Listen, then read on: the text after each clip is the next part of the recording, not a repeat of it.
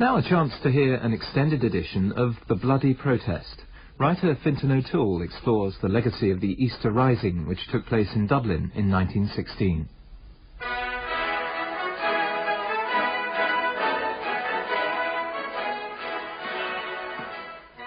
I was there. Eyewitness accounts by survivors of Easter week 1916. There was never a more motley crowd of men from a point of view of their appearance ever paraded to fight for Ireland. We dare be conceived of a sort of weapon. The garrison to a man were enthusiastic. Heavy firing could be heard from all directions. Some spectators continued to stroll along the streets. At Easter 1966, as an 8-year-old child in Dublin, I listened to these voices on the radio. Old men remembering the events of 50 years before, reliving their parts in the Easter Rising of 1916. Their voices summoned up the ghosts of long-dead heroes. Patrick Pearse, who led the rebels, the socialist James Connolly, who was with him, the romantic figure of Countess Markievicz, a wild aristocrat with a rifle. At school we learned to think of these old men as founding fathers of our state, to look at the familiar buildings of our city and see them illuminated by the glow of their heroic failure. To them, that week of fire and blood when a few hundred armed nationalists proclaimed an Irish Republic outside the General Post Office in Dublin and held out for 6 days against the might of the British Army was vivid memory. But to us it was stuff to stir the imagination. We did produce quite graphic stuff. The poet Nuala Ní Dhomhnaill, like every schoolchild in the Republic of Ireland, was busy colouring in the icons of revolution. I remember actually organising huge amounts of well, they weren't quite frescoes, but they were done on paper and then we hung them on the walls. Huge things, you know, the GPO in full blaze, you know. I was 11 at that time. My father produced a pageant in Croke Park in 1966, and the pageant was to celebrate 1916. Ferdy McKenna. His father's pageant in a football stadium, in which the role of the British Army was played by the Irish Army, and the FCA, the Army Reserve, played the rebels, was history repeated. The first time as tragedy, the second time as glorious farce, as the historic winds of change blew up a storm. And it blew away the British Army's armoured cars because they were made of cardboard, and it knocked down all the letters of the new Republic of Ireland that were held up gloriously at the end, and it put out all the fires in the GPO that were burning because of the guns and that. And also, of course, it wasn't helped by the fact that the Army and the FCA didn't get on, and the fights that happened were actually for real, and the dressing rooms afterwards were full of bloodied FCA and Army men reenacting feuds. So over the 4 nights it was almost like a replay of Irish history in a different surrealist light. There was this big pageant, and that's the term, pageant, in commemoration of those men who had stabbed us in the back in 1916. Across the border in Belfast, Gusty Spence, then a leading member of the Protestant paramilitary organisation, the Ulster Volunteer Force, saw in the Republic's celebrations of the Rising a bitter reminder of what 1916 meant to Northern Protestants. For them it was the year in which their young men died, 6,000 in one day alone, fighting for Britain, while Irish rebels back home were sullying their sacrifice with their disloyalty. It was also the resurrection of the final act of betrayal. It was also the 50th anniversary of the song. My principal duty in this pageant was to hold up the second letter E in the word ERA, E-I-R-E, which was the birth of the new Republic of Era, which was brought upon by this wonderful insurrection. And the wind blew off the lower half of my letter on the second night. So for 3 nights in a row, the glorious insurrection resulted in the Republic of Earth being born. The provisional government of the Irish Republic to the people of Ireland. For those of us living in the Republic of Earth, the words that echoed down to us over the 50 years since the Rising were beautiful rhetoric. They referred to the past, not to the present. It never crossed our minds that anyone would actually want to hear their call to arms. In every generation, the Irish people have asserted their right to national freedom and sovereignty. 6 times during the past 300 years, they have asserted it in arms.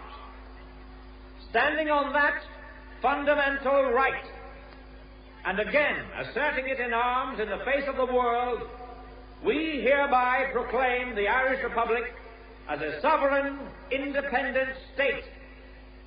The Irish Republic is entitled to, and hereby claims, the allegiance of every Irishman and Irishwoman. The leaders of the Rising, in handing the baton of Irish freedom on to the next generation, expected them to complete the race towards the end line of a 32-county Irish Republic. What was handed on to the children of the nation in 1966, though, was something more tangible. We were handed a Padraig Pearse special commemorative coin with the sword of light on one side and Padraig Pearse's image on the other, and it was worth 10 shillings, 10 bob, and we were told that we should never spend it, we should hang on to it forever and give it to our grandchildren. I remember I put mine in a matchbox, just like you would a pet mouse, and I kept mine for months, and eventually I cracked under the strain, and I said goodbye to my grandchildren as heritage and everything. I traded in, I think I got 2 and 6 for it. I spent it out on comics and sweets. I think it meant more to me to have a 64-page war comic and a Mars bar than it did to keep a memento of Padraig Pearse for my grandchildren. The birthright that Ferdy McKenna sold out for a mess of Mars bars was in any event more symbolic than real. The leaders of the Rising had deliberately blurred the distinction between brutal violence and heroic gesture. Impatient with slow progress towards the home rule that Britain had promised, they had turned to the same military methods that were being used by other nations. Like everyone else in Europe at the time, they were seduced by the glamour of war. Young men were proud of having a uniform, they looked well, the girls liked them. To be carrying a rifle was to be sexy, if you like. They didn't have rock stars, they had soldiers. Tom Garvin, Professor of Politics at University College Dublin. Most of the uniforms Irishmen were wearing proclaimed their loyalty to the Crown. In 1916, there were just 16,000 members of the Irish Volunteers who wanted to separate from Britain, but 265,000 Irishmen serving with or in alliance with the British forces fighting the First World War. On the fields of France, these Irish nationalists were fighting alongside their Protestant neighbours and were bewildered by events at home. This is because the Rising was very obviously the action of a small minority, even of those who regarded themselves as Irish nationalists. Many of them were quite untypical. Pearse's father, for example, was English. Connolly was born in Scotland and had a heavy Scottish accent. Liam Mellows was a British Army brat, quote unquote. Some of them were Protestants, for example, or of aristocratic origin, like Countess Markievicz. Most of these leaders were writers and intellectuals, not soldiers. Many of them, including Pearse and Connolly, had written plays. Pearse, of course, and Connolly had no military training whatsoever. Certainly Pearse tended to think of things as being on stage, being theatrical, as having a psychological and spiritual impact on people. He thought in terms of people's minds as much as he thought strategically. The general idea was there of a sacrifice where a few men would die for the people, and that, I think, was a very self-conscious attempt to align this political strike with the Christian story. David Fitzpatrick, Professor of History at Trinity College Dublin. Although the plans for the Rising had at first envisaged a real military victory, those plans were fatally compromised when only a minority of militant nationalists took part. By the time the 700 rebels took over prominent buildings in Dublin, their leaders were already resigned to making themselves the sacrificial victims in a public ritual replete with Christian imagery of sacrifice, death and resurrection. The symbolism, of course, went slightly wrong because the Rising occurred on Easter Monday instead of Easter Sunday. And more than the timing went wrong. For the rebel leaders sacrificed not only themselves, but also many ordinary Dubliners who hadn't chosen to climb onto the altar. They did not seem to have taken any measures to minimize civilian losses. So one is left with the uncomfortable feeling that the dominant factor in determining which buildings should be occupied was to ensure maximum bloodshed among civilians and maximum destruction of property. Only about 60 of the insurrectionaries perished, whereas well over 300 civilians did. At first, for those Irish people not in the firing line, the Rising was little more than a nuisance, as one Dublin shopkeeper recorded in his diary. We lost, you may say, a clear fortnight's business over the troubles. I have paid all the staff in full, which will mean 70 to 80 pounds out of pocket in addition to the loss of trade. Auntie continues quite well. But the British government took a less nonchalant view. Martial law was declared, and in the fierce repression that followed, many whose only crime was to be too interested in the Irish language or Gaelic games were arrested. What they did was to pick up all the usual suspects and arrest them. So they were brought together into prison camps and prisons in Britain, which became, as they're often termed, universities of revolution. For the first time, people who had been marginalized in their own communities discovered there were like-minded people all over Ireland. They began to form, for the first time, a unified Republican movement. And these new revolutionaries had been given ready-made icons by the British government's insistence on executing the leaders of the Rising one by one. The executions of the 14 leaders were spread out over 9 days, a prolonged agony that helped to shift the balance of public sympathy. The last of the leaders, James Connolly, who had been badly wounded in the fighting, was driven through the city in a Red Cross ambulance to his place of execution, tied to a chair and shot, a grotesque ritual that could hardly have been better calculated to create new myths of martyrdom. The young Ernie O'Malley, later to become an IRA activist, described the effect. Something strange stirred in the people, some feeling long since buried, a sense of communion with the fighting dead generations, for the dead walked around again.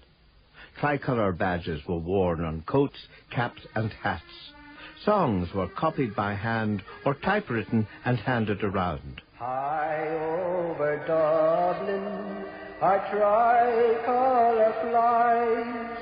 In the streets of the city, the foeman is falling, and we birds are singing, Old Ireland arise.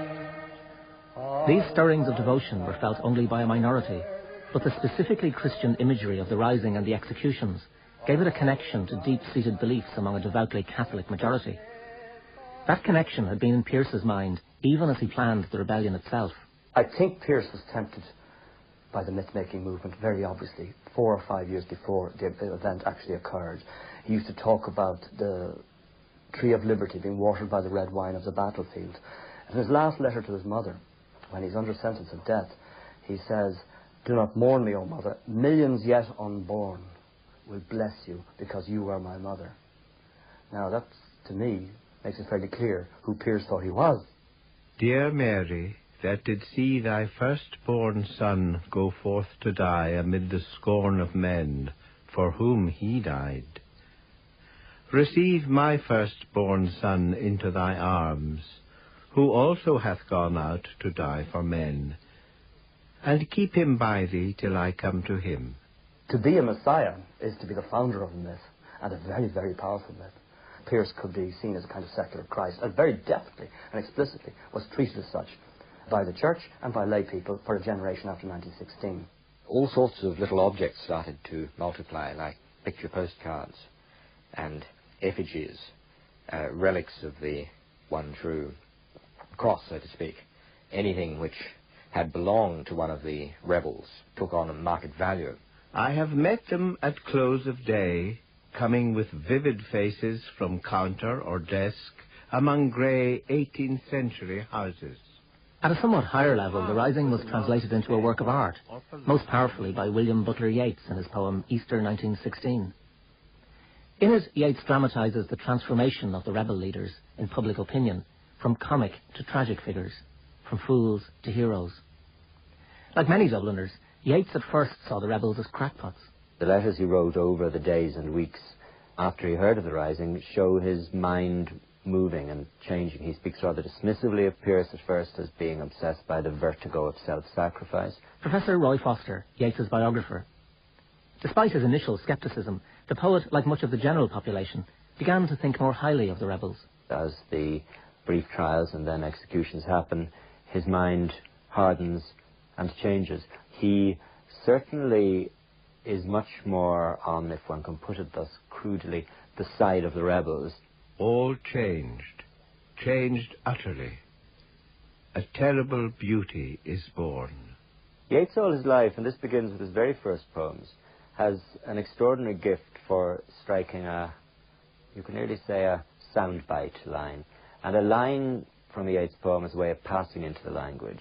As the ambivalence of the event itself was replaced by the simple power of myth, so the ambiguities of Yeats's poem were flattened by the mesmeric power of the refrain. What comes in between the refrains is very different. The idea that the rebels were possibly deluded. We know their dream, enough to know they dreamed and are dead. And what if excess of love bewildered them till they died? The idea that they were childlike, that their names are murmured almost like the rosary. I write it out in a verse.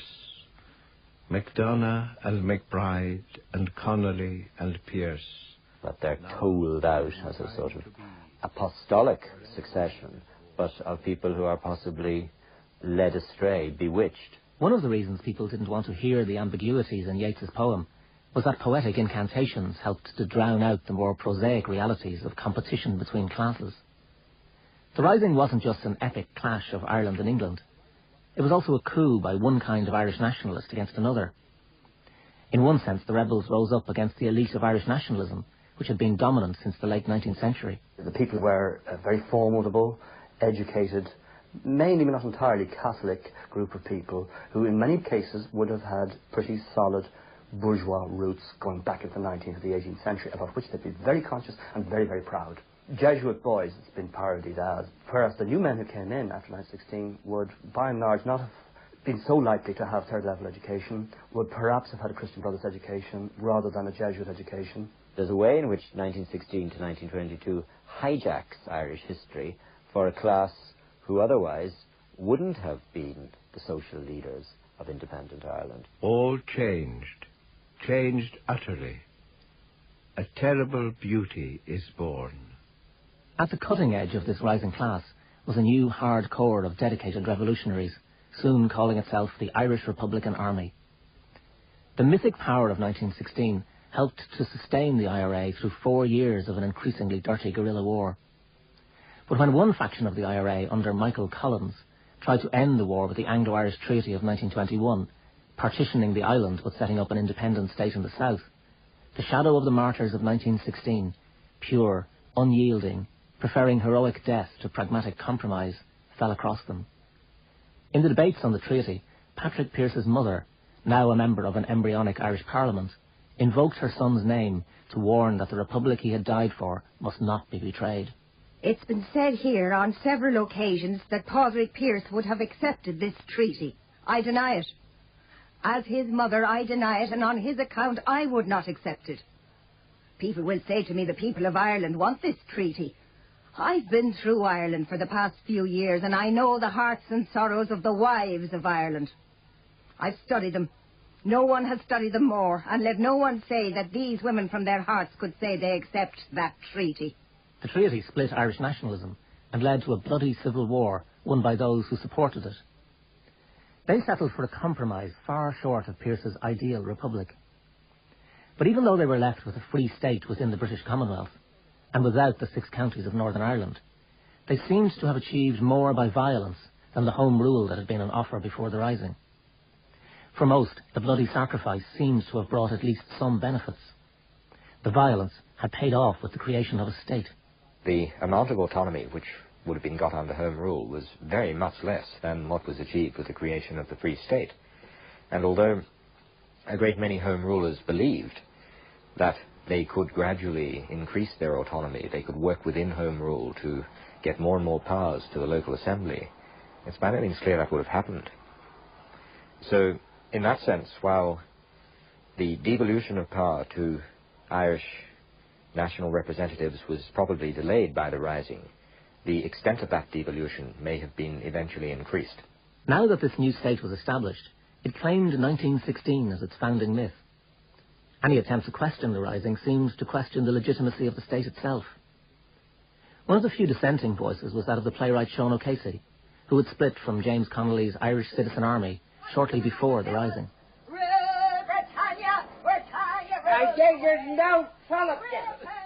On the 10th anniversary of 1916, O'Casey's play The Plough and the Stars was produced at the Abbey Theatre in Dublin. Through its central character Nora, a pregnant young woman whose husband is fighting with the rebels, O'Casey attacked head-on Pearse's rhetoric of mothers gladly sacrificing their loved ones for the cause. And there's no woman gives a son or a husband to be killed. If they say it, they're lying against God, nature, and against themselves. One blasted hussy at a barricade told me to go home and not be trying to dishearten the men. If they were fighting for anything worthwhile, I wouldn't mind. On the third night, there were violent protests from nationalists in the audience. Among them, Patrick Pearse's mother and the widow of Tom Clark, another of the executed leaders. And when O'Casey went into exile in England, the Rising was no longer even a subject for debate at home, especially after the accession to power of one of its leaders, Eamon de Valera, known as Dev. So Dev comes in and is magical. His cabinet is based to quite an extent on the seniority of his ministers as it had been in 1916. The cabinet is derived to quite an extent from the military pecking order of 1916. And for the next nearly 30 years, Dev's cabinet very much echoed the 1916 pecking order. They had all been out in 1916, and the less they'd been out in 1916, the more junior they were. The myth-making was helped, ironically, by the fact that many of those who had actually taken part in the Rising and the subsequent War of Independence were loath to talk about it to their children and grandchildren. Nuala Gonal's grandfather was a member of the Irish Republican Brotherhood, which organised the Rising. We don't know who really was in the IRB because it was a secret organisation, but the thing in our family is that he was in it, and that he was what they call an intelligence officer in it, and we don't know what that means either. He never spoke about it to any of his 4 sons. And so it's like, having an alcoholic in the family or something, and nobody talks about it, and everybody tries to contain the situation. Nothing was ever said overtly, but there was a whole emotional area there that was very dark and unexplored. I think veterans of the War of Independence of 1916 and of the Civil War in particular tend to have a kind of collective conspiracy of silence. They didn't speak about it to the very much younger people at all, the boys of 10, 20. Didn't have the myth passed on to them. Insofar as it passed on at all, it was passed on by school teachers. Irish historians avoided the subject, but Patrick Pearse's poems were placed on the school curriculum, and the official instructions for teachers of history made it clear that he was to be seen as the successor to the whole tradition of Irish separatism that had started in the 18th century with Theobald Wolfe Tone. The continuity of the separatist ideal from Tone to Pearse should be stressed. The events leading up to the Rising of 1916 and to the struggle that followed it will be so fresh in the minds of all teachers that there can be no difficulty in dealing with them vividly. Who dares not speak of Easter week? Who dares its face deplore? The red gold flame of Aaron's name confronts the world once more. The symbolic importance of the Rising remains so strong that when, in 1949, Ireland declared itself a republic and broke its last links with the British Commonwealth, it was considered important that the declaration should take effect on Easter Monday, suggesting that the new Republic of Ireland was the one declared by Pearse in 1916. But for a hardline minority, gathered around the Rump IRA, that link was merely a reminder that the All-Ireland Republic declared in 1916 was still to be achieved.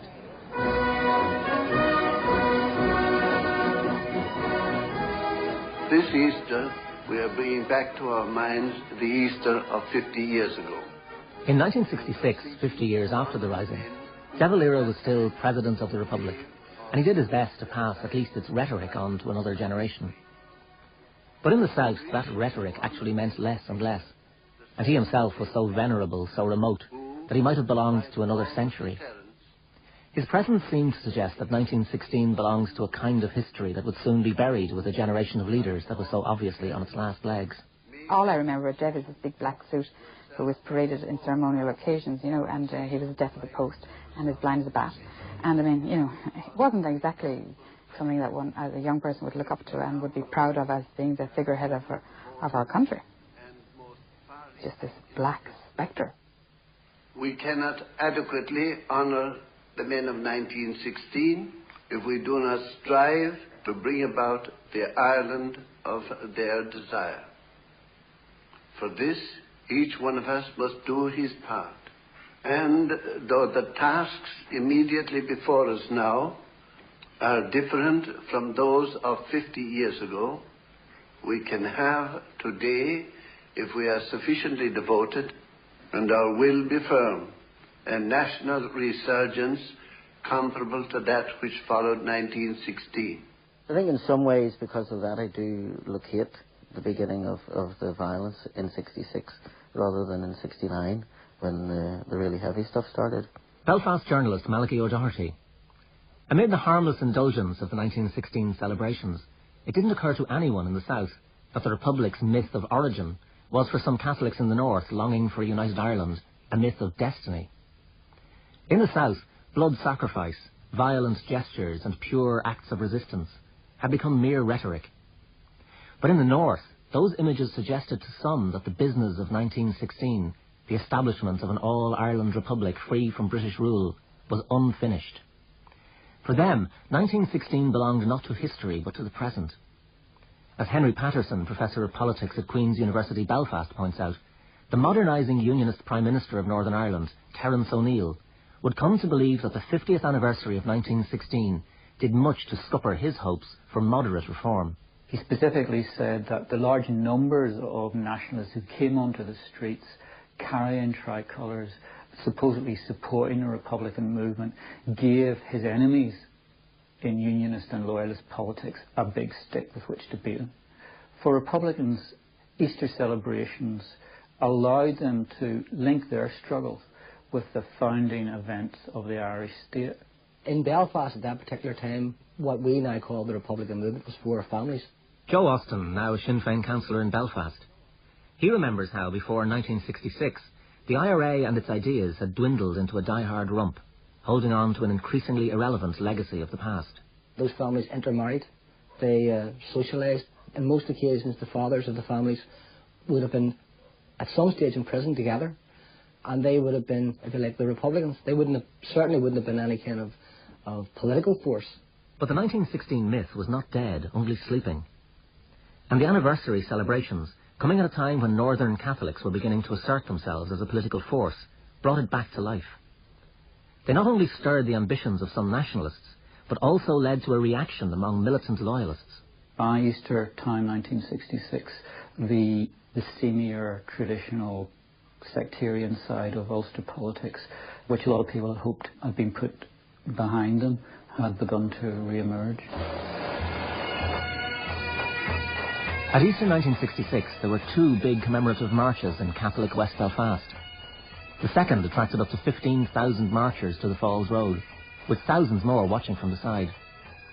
Malachy O'Doherty, then still a child, was at the rally that concluded the march. I remember standing in the stands near the podium or the microphone where the speakers were speaking, and I remember a man making this great rousing Republican speech, which seemed to me, and what little I recall of it, as being very gauche, in the sense that it almost didn't acknowledge that there was a Belfast.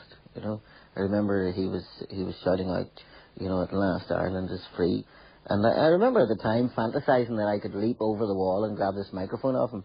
And if I just took that microphone and shouted out in all my boyish Republican innocence, you know, no, the job is not yet done, I'm sure I'd have brought the whole place to an uproar, you know.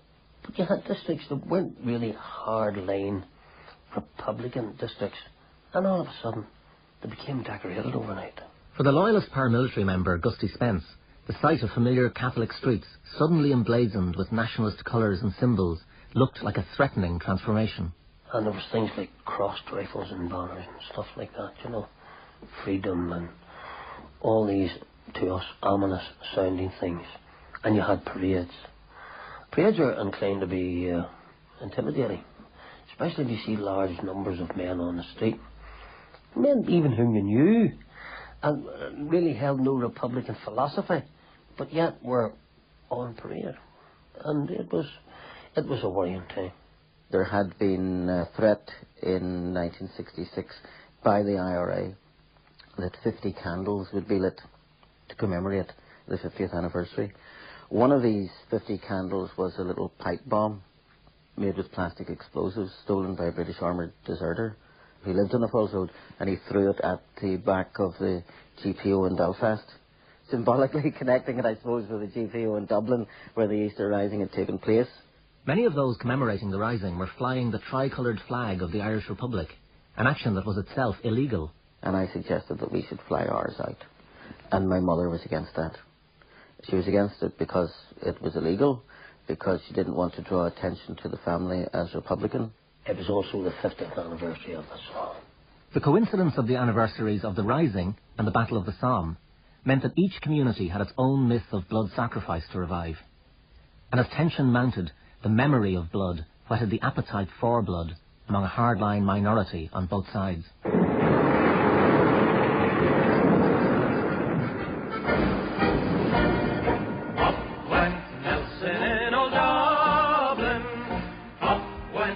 In a futile gesture that spoke more of weakness than of strength, the IRA in Dublin blew up Nelson's column that stood in front of the sacred site of the GPO. But in the overheated atmosphere of Belfast, such symbolic acts fed wild rumours of massed ranks of armed Republicans marching north. What happens essentially is that some mainstream unionist politicians are saying that there is a real danger of a new IRA campaign, that there is a plan for 2,000 armed IRA volunteers to come across the border and to initiate a campaign. Now, this was not based on any substantive knowledge or facts. It didn't happen, but it did encourage a sense of fear and foreboding amongst some extreme loyalists in Belfast. I was recruited in the Ulster Volunteer Force. I suppose perhaps maybe because of my military service and a certain amount of expertise. One of the people who had recruited me was a politician. The UVF sent out its own signal by murdering 2 innocent Catholics. Gusty Spence was given a life sentence for his part in one of the murders. He thought he was simply doing his bit for Queen and country. What I couldn't comprehend was that here was I, 33 years of age, had served in the forces, had worked hard all my life, never a day unemployed, had contributed towards society, not a hell of a lot, you know. But all of a sudden I'm in jail for doing what I perceived was my duty, and others telling me that it was my duty. Yes, of course I felt betrayed. On the Republican side, more young men were joining secret armies, believing that they too were answering the call of history. By and large, they would have been from working class and sometimes from lower middle class background, but the majority of new recruits would have been people like Gerry Adams, who came into the movement at that time from a traditional Republican family. So the personnel who were brought into play in 1966 around the commemoration of the Easter Rising, or the paranoid loyalist reaction to that, were the people who stayed in position in those organisations for the next nearly 30 years. Within 4 years of 1966, the IRA had split, and what we now know as the Provisional IRA came into being. Its title was a deliberate echo of the Provisional Government proclaimed by Pearse and his comrades in 1916. And it claimed to derive its mandate from the Second Dáil, or Parliament, elected shortly after the Rising. As the last assembly elected, at least in theory, on an all-Ireland basis, they claimed that the Second Dáil was the only source of democratic legitimacy, and that everything that had happened in the meantime was null and void. There's a constant invocation of Pearse, Connolly and people like this, and they try and portray themselves as the true followers of these people and portray their enemies in the Republican movement, the official Republican movement, as people who betrayed the legacy of the men of 1916. In other words, the people who should rule Ireland are the virtuous, the heroic, the ones who have laid down their lives for Ireland. They have a kind of moral right to rule that nobody else can gainsay. The long wait at Bobby Sands' bedside ended early this morning. The news of his death came in a terse statement from the Northern Ireland office. It said simply, Mr. Robert Sands, a prisoner in the maze, died today at 1:17 a.m. The blood sacrifice of 1916 didn't just help to set off and sustain the troubles of the last 25 years. During those troubles, the IRA reenacted the sacrifice with the hunger strikes of 1981, creating a whole new set of martyrs to take on the mantle of Pearse and Connolly. Facing death on hunger strike, Bobby Sands consoled himself by writing in his diary that he was carrying on the tradition of the leaders of the Easter Rising. It is my birthday, and the boys are having a sing-song for me, bless their hearts. I feel all right, and my weight is 60 kilograms. I always keep thinking of James Connolly, and the great calm and dignity that he showed, right to his very end. His courage and resolve. Well, I have gotten by 27 years, so that's something. I may die, but the Republic in 1916 will never die. Implicit in the hunger strikes was the idea sanctioned by 1916 that those who are willing to give their own lives also have the right to take life. The reality of it is that those who became the rebel forces went out to kill people. The people who were in the same vein went out to kill people. The desire to shoot was always there and had to be suppressed and overcome by reason. Now, this marks out Irish nationalism from many other movements in other countries in which the use of armed force is something to apologize about. In the Irish case, it's always been something you've always tend to apologize for not using armed force, and you have to explain why not, what the justification can be for taking the elaborate, tortuous, not totally successful road of negotiation. But the Easter Rising lasted only a week. The northern conflict has dragged on for over 25 years. Even for many loyal Republicans like Joe Austin, This seemingly endless violence has worn away many of the simplicities of their tradition. The rose-tinted glasses begin to fade. What happens is that you begin to look at the politics of it and the cruelty of it, and then also you look at the failure of it, and all of that starts to shape your view. Eventually, those questions led to the IRA ceasefire of 1994 and an attempt to replace the tradition of armed insurgency with one of political negotiation. We are into a period where republicanism is rethinking its position and is engaging in political discourse with other ideologies on the island of Ireland. But that does not mean to say that the past is not as much a drag on them as it always was. Republicanism can only move like a lumbering juggernaut with all of its carriages connected in with it. And that is perhaps its problem, but that is also in many ways its strength. Well, good morning to you, Dave. This Easter, as Republicans mark the 80th anniversary of the Rising, the Sinn Féin leader Gerry Adams was still anxious to place himself in a direct line of descent from the men and women of 1916. He may be trying to move his followers away from the belief that violence works, but he's still reluctant to give up the power of the myth. 1916 and the Rising sparked off a fire which burned throughout the British Empire. Irish Republicans remain firmly committed to our Republican objectives and to their legitimacy and to the achievability of these objectives. On the other side, Gusty Spence has tried to persuade loyalist paramilitaries that the real lesson of 1916 is not that history should be repeated, but that its death grip should be broken. I have impressed on loyalist paramilitaries and anybody else the fruitlessness, the needlessness.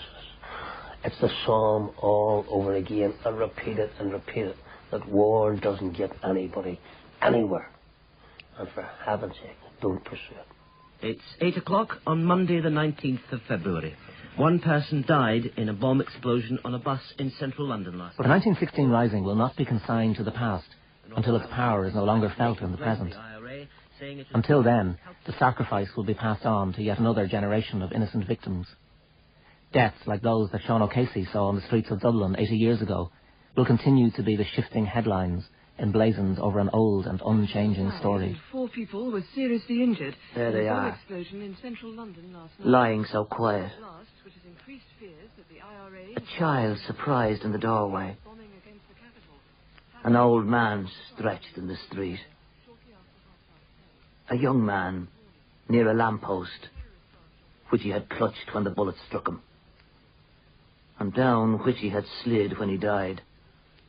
His curiously white face containing wide eyes staring upwards, as if asking the sky, why this had happened. All of the goodly company of the dead who died for Ireland. Jesu, have pity. The Bloody Protest was written and presented by Fintan O'Toole. The research was by Ailis Hill, and the programme was produced by Mary Price.